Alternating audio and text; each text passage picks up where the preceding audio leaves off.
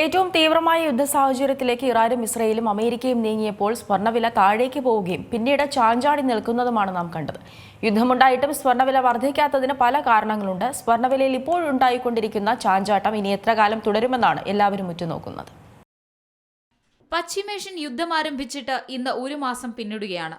ഇത്തരം സാഹചര്യങ്ങളിൽ നിക്ഷേപകർ ഓഹരി വിപണിയിൽ നിന്ന് പിന്മാറുകയും സ്വർണം സുരക്ഷിത നിക്ഷേപമായി കാണുകയും ചെയ്യുന്നതാണ് പതിവ്. 2008 സാമ്പത്തിക മാന്ദ്യഘട്ടത്തിലും കോവിഡ് മഹാമാരിയുടെ കാലത്തും റഷ്യൻ യുക്രൈൻ യുദ്ധഘട്ടത്തിലും സ്വർണ്ണവില ഉയരുന്നത് നമ്മൾ കണ്ടതാണ്. ഏറ്റവും ഒടുവിൽ വിവിധങ്ങളായ ഘടകങ്ങളുടെ സ്വാധീന ഫലമായി ഈ വർഷം ആദ്യവും സ്വർണ്ണവില ഉയർന്നു. എന്നാൽ ഈ നൂറ്റാണ്ടിലെ തന്നെ ഏറ്റവും തീവ്രമായ യുദ്ധ സാഹചര്യത്തിലേക്ക് ഇറാനും ഇസ്രയേലും അമേരിക്കയും നീങ്ങിയപ്പോൾ സ്വർണ്ണവില താഴേക്ക് പോവുകയും പിന്നീട് ചാഞ്ചാടി നിൽക്കുന്നതുമാണ് നാം കണ്ടത്. യുദ്ധമായിട്ടും സ്വർണ്ണവില വർദ്ധിക്കാത്തതിന് പിന്നിൽ കാരണങ്ങളുണ്ട്. ഈ വർഷം ആദ്യം വൻതോതിൽ നിക്ഷേപകർ സ്വർണത്തിൽ നിക്ഷേപിക്കാൻ തുടങ്ങിയ ഘട്ടത്തിൽ ഓഹരി വിപണികൾക്ക് കനത്ത തിരിച്ചടി നേരിട്ടിരുന്നു. ഇതിന്റെ പേരിൽ ഫെഡറൽ റിസർവ് അധ്യക്ഷനും പ്രസിഡന്റ് ഡൊണാൾഡ് ട്രംപും തമ്മിൽ രൂക്ഷമായ വാക്പോരുമുണ്ടായി. ഒടുവിൽ ട്രംപിന്റെ വാക്കുകേട്ട് അമേരിക്കയിലെ കേന്ദ്ര ബാങ്ക് പലിശ നിരക്ക് ഉയർത്തി. ഇതോടെ നിക്ഷേപകർ ബോണ്ടുകളിൽ നിന്നും ബാങ്ക് നിക്ഷേപങ്ങളിൽ നിന്നും കൂടുതൽ ലാഭമുണ്ടാക്കുമെന്ന് മുന്നിൽ കണ്ടു. സ്വർണത്തിന് പ്രത്യേക പലിശ ലഭിക്കില്ലെന്നതും നിക്ഷേപകരെ മാറി ചിന്തിക്കാൻ പ്രേരിപ്പിച്ചു.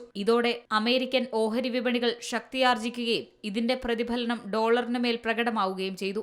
ആഗോള വിപണിയിൽ നിക്ഷേപകർ സ്വർണം വാങ്ങുന്നത് ഡോളർ ഉപയോഗിച്ചാണ്. ക്രയവിക്രയം കൂടിയപ്പോൾ US ഡോളറിന്റെ മൂല്യം ഉയരുകയും ഇന്ത്യൻ നിക്ഷേപകർക്കടക്കം ഡോളറിന് കൂടുതൽ പണം ചെലവഴിക്കേണ്ട സാഹചര്യം ഉണ്ടാവുകയും ചെയ്തു. ഇതോടെ സ്വർണത്തിന് ഡിമാൻഡ് കുറഞ്ഞത് വില താഴാൻ കാരണമായി. വിവിധ രാജ്യങ്ങളിലെ കേന്ദ്ര ബാങ്കുകളടക്കം സ്വർണം വാങ്ങിക്കൂട്ടാൻ രംഗത്ത് വന്നിരുന്നെങ്കിലും വില കുതിച്ചുയർന്നതും ഡോളർ മൂല്യം ഉയർന്നതും ഇവരെയും പിന്നോട്ട് വലിച്ചു. കയ്യിലുണ്ടായിരുന്ന സ്വർണം വിറ്റ് പരമാവധി ലാഭം കൊയ്യാൻ ഇവർ ശ്രമിച്ചതും വില താഴേക്ക് പോകാൻ കാരണമായി. പിന്നാലെയാണ് അമേരിക്കയും ഇസ്രായേലും ചേർന്ന് ഇറാനെതിരെ സൈനിക നീക്കം തുടങ്ങിയത്. ഇതോടെ സ്വർണ്ണവില വീണ്ടും ഉയരുമെന്ന് പ്രതീക്ഷിച്ചവരെയെല്ലാം അമ്പരപ്പിച്ച് വില താഴേക്ക് പോയി. ക്രൂഡ് ഓയിൽ വിലയും പണപ്പെരുപ്പവുമായിരുന്നു ഇതിന് പ്രധാന കാരണം. ക്രൂഡ് ഓയിൽ വില കുതിച്ചുയർന്നത് സാധനങ്ങളുടെ കടത്തുകൂലിയും ഉൽപാദന ചെലവും കൂടാൻ കാരണമായി. ഇതോടെ പണപ്പെരുപ്പം വർദ്ധിച്ചു. പണപ്പെരുപ്പം നിയന്ത്രിക്കാൻ കേന്ദ്ര ബാങ്കുകളെല്ലാം പലിശ നിരക്ക് ഉയർത്താൻ നിർബന്ധിതരായതും സ്വർണ്ണവിലയെ താഴേക്ക് വലിച്ചു. വില താഴേക്ക് പോകുന്നത് കണ്ട് ആഗോള വിപണിയിലെ നിക്ഷേപകർ ഇത്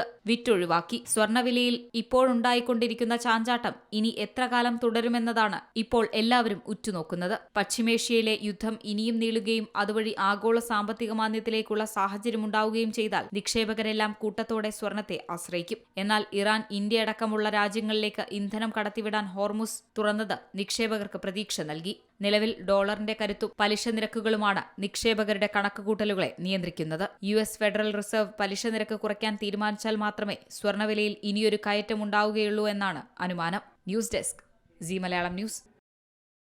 ഏറ്റവും പുതിയ വാർത്തകളും വിശേഷങ്ങളും വിരൽത്തുമ്പിലറിയാൻ സീ മലയാളം ന്യൂസ് എല്ലാ ഡിജിറ്റൽ പ്ലാറ്റ്ഫോമുകളിലും ലഭ്യം.